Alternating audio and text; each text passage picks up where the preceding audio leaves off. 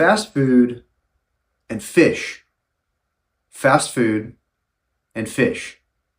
We all got the invite to the wedding, and we knew if they ever decided to procreate, they were going to make an ugly baby. And guess what? They made an ugly baby, and its name is Long John Silver's. Ahoy mateys, and welcome to Long John Silver's Bad Reviews. I am your host, Connor Davey, and can I just say, thar she blows, ahoy. Long John Silver's is a fast food fish restaurant. Just gonna let that sit there for a second. This is something that should not exist. Fast food fish restaurant. And there are a variety of locations in a variety of states. Many of those states are completely landlocked and not anywhere near the ocean where the fish is supposedly caught. And as you might imagine, from a fast food fish restaurant, there are a lot of bad reviews. For example, Sean says this about his Long John Silver's experience. I would rather eat jail food than go here ever again. I don't know if Sean has experience eating jail food, but what I've been told by close family members who have actually been incarcerated is that jail food tastes very bad.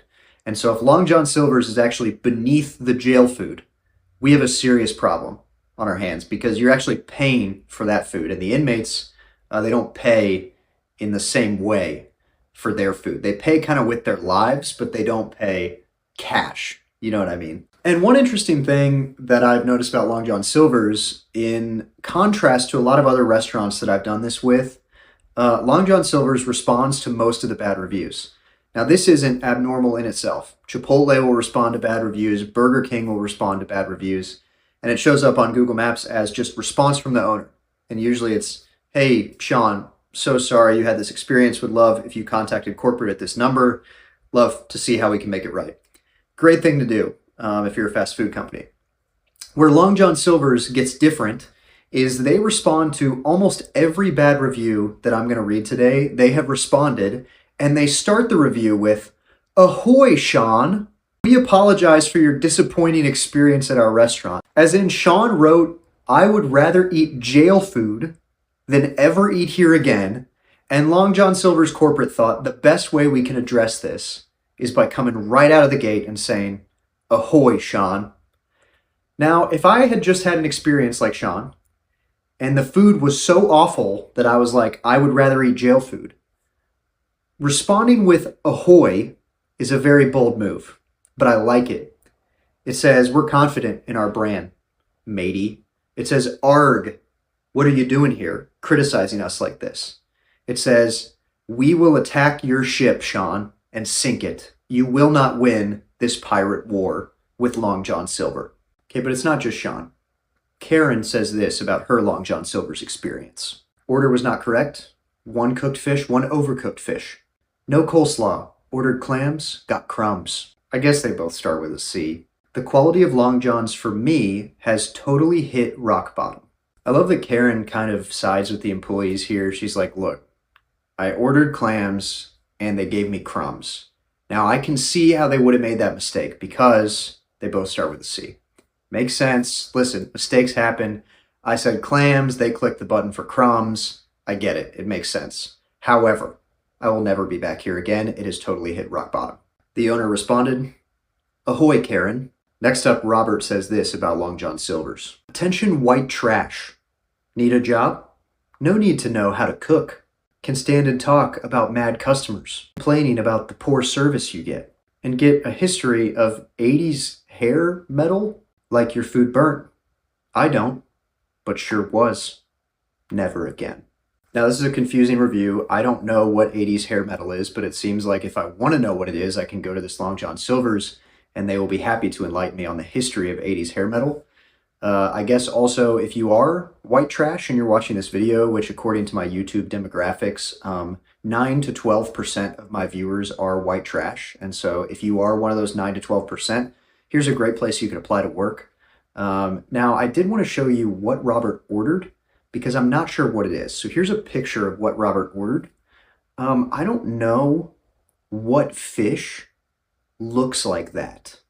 That picture is more concerning than almost any review that I could show you. Okay, next we have 3 reviews, bang, bang, bang, all dealing with instant illness.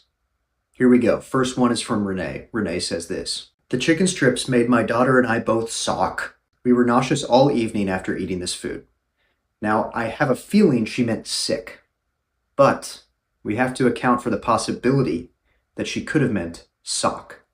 This food transfigured her and her daughter into a pair of socks. Wearable, still alive somehow. Harry Potter level transfiguration. In which case, this is a miracle.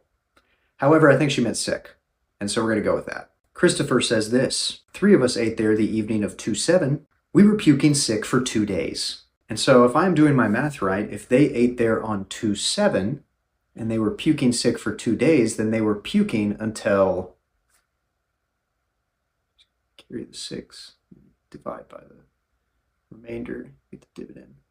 They were puking until 2/9. Jay says this: "Gave me and the other person I went there with diarrhea." So I understand how you could go somewhere, Jay, and say, "Hey, I got diarrhea from this place."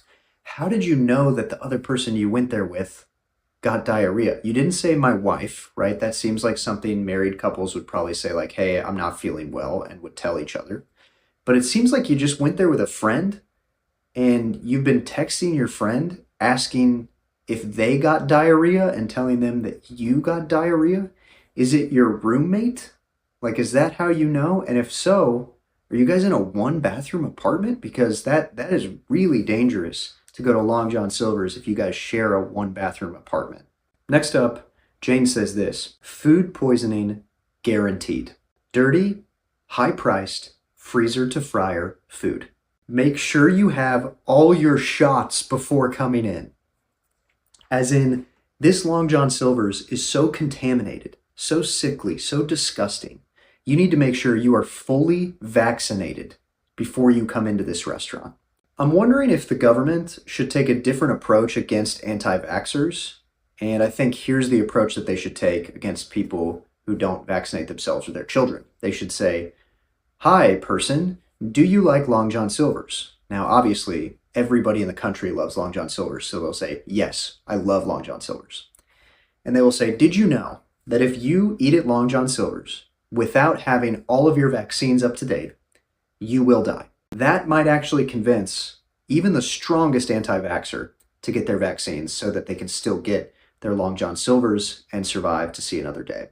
Thank you, Long John Silver's, for providing a reason for all of us to be vaccinated against chicken pox, monkey pox, pig pox, bird pox, basically all the pox. Cynthia says this in all caps: "This store could have more business if the manager would allow more cod meals to be served. You can never have an item on your menu that you refuse to keep enough on stock that is a very popular item to your customers.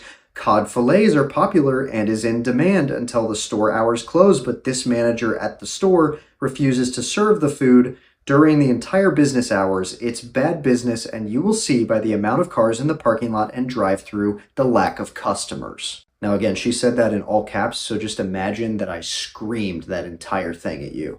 That's what Cynthia wants you to feel as she reads this review. Now, I think that Cynthia secretly works for the cod lobby. Here's what I mean by that. The dairy farmers kind of have this lobby gang mob thing that promotes dairy through campaigns like Got Milk. I think that there is lesser known associations, lesser known mafias and mobs related to food and drink. And I think Cynthia is part of the cod mob, the cod gang, the cod crew, if you will. And the cod crew realized that Got Cod was already taken because Got Milk already has that. And people could confuse cod, the fish, with cod, the video game, if you just said Got Cod. And so they needed a different approach. And so they're starting this kind of grassroots mentality approach where they're leaving reviews on Long John Silver's about how these Long John Silver's need to order more cod, right? Instead of going after the consumers, go after those who are supplying the consumers. Go after the Long John Silver's of the world. So here's Cynthia doing her job as a part of the cod crew, the cod gang, the cod mafia, and just trying to proclaim the good news of cod to the United States. Thank you, Cynthia, for your service. And let's finish with a review from our friend David. David says this: the inside is gross. After eating in there, you feel the need to shower. David, that's great. You can go home and take a shower after you eat at Long John Silver's. You can get your outside clean. I think the only problem is you can't take a shower for your insides, and you've consumed the food at Long John Silver's. It is now wreaking havoc on your internal organs, and there's nothing you can do. There is no shower you can take internally. If you're still watching this video, can I just say ahoy? And can I just say I love you more than Long John Silver's love saying ahoy to people who leave bad reviews. Hey, have a great week. Remember to act like a pirate a little bit this week, and we'll see you next Friday.